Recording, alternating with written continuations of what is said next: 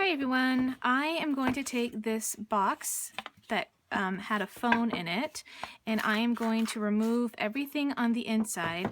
Then I'm going to use this beautiful handmade paper called lokta paper, and this one is the color raspberry. Very, very beautiful.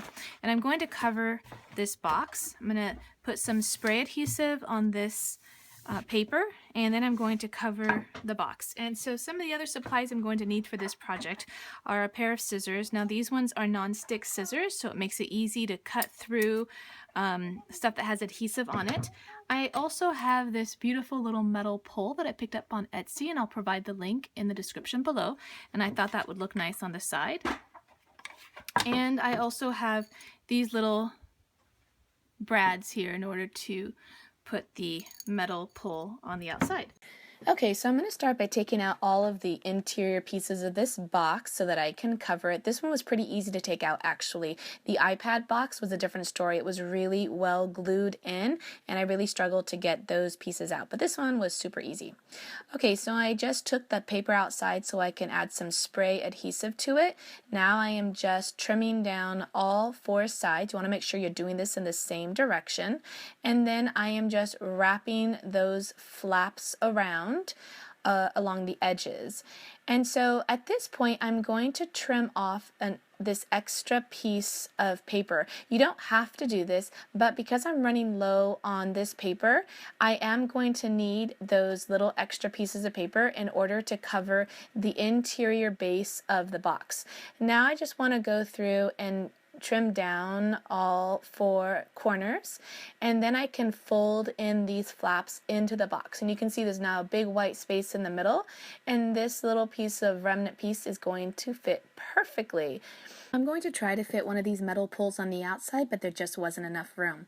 So here it is all finished, and if you want to catch up on our whole list of upcycled box tutorials, you can click here for that playlist, or you can check out my Instagram account for more pictures. Now I'm going to show you another version of this. It's almost identical, but because this was, I think, the lid of the box, it ended up being just a little bit bigger, and I was able to add a metal pole to it. And I'm going to show you how I assembled this one because I was trying to be kind of frugal with the paper, and I added only a small piece to the one side of the box and then a huge piece this side that I'm trimming down right now to the other side of the box. And what ended up happening was that I didn't have enough paper to fold into the box, and so there was a little bit of white area showing on that one side of the box. So I'm just showing you what happens when you make a mistake and how to remedy it.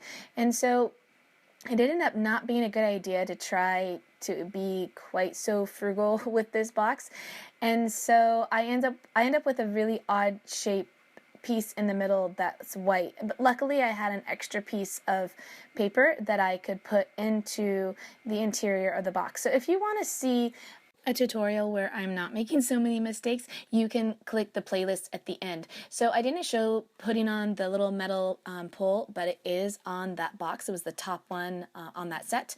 And if you click here, you can see the complete playlist of all of these upcycled boxes, and you can also check out more pictures on my Instagram account at Pepper and Pine. Thanks for watching.